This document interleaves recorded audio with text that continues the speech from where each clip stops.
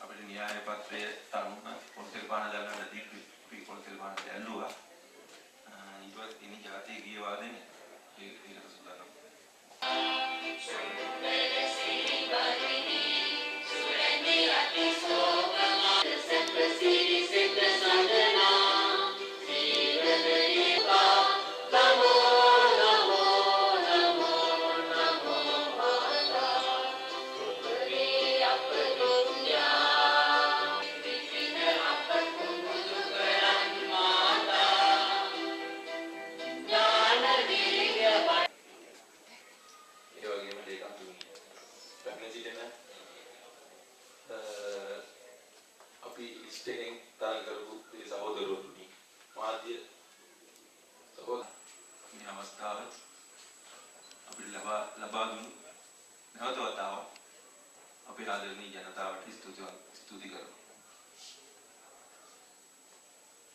අපිට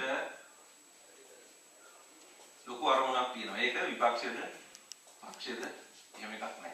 අපි ඔක්කොගේම වෙන වෙනම හිතාගෙන කරලා අපි බලාපොරොත්තු වෙන්නේ මේ රට ගොඩ දාන්න එක. ඒක අපි එක විදිහට වෙන්නේ. හැබැයි අපේ අරමුණ උනේ මේ රට අපේ ප්‍රදේශේ අපේ බල ප්‍රදේශේ පරිසභා බල ප්‍රදේශේ ගොඩ දාන්නේ කොහොමද කියන එකනේ. ඒකින්ද ඊට පස්සේ අපි වැඩ කරනකොට අපි 23 දෙනා 23 දෙනායි මාක් සමග නේ. අපි 23 දෙනාම එක විදිහට පොර කාලා වැඩ කරලා මේක ගොඩ දානවා. එච්චරයි නේද?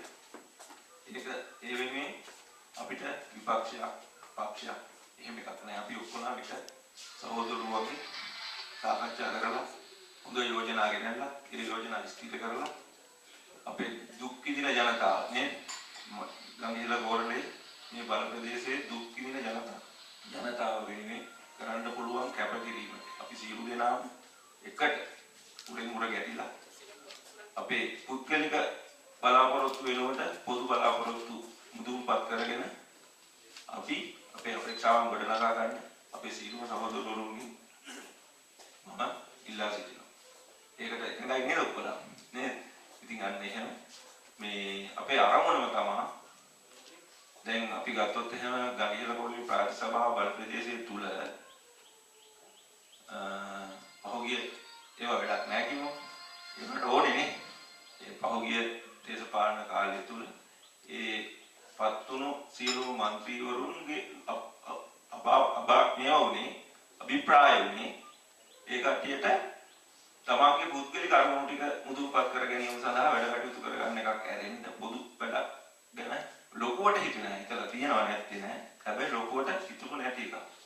ඉතින් අපේ අරමුණ තමයි අපේ දැන් මේ බල ප්‍රදේශයේ ජීවත් වෙන මිනිස්සු සියලුම දෙනා 180ක්ම පානීය ජල ප්‍රශ්නේ නේ ප්‍රශ්න විකාලේ ජන ප්‍රශ්නේ අසාසරණ වෙලා ඉන්නවා. ඒ වගේම මාර්ග පද්ධතියක් නැතුව පයින් යනවා. මේ තවත් මේ අපි දැන් මෙච්චර දියුණු ලෝකේ හඳට යන ලෝකේ හැබැයි අපේ තාම ලෙඩ වුණාම පුටුවක ලී දෙක බඳලා උස්සගෙන ඉන්න වෙලා තියෙන සමාජයක් නේ තාම මේ ගඟේ ලකෝනේ නේද?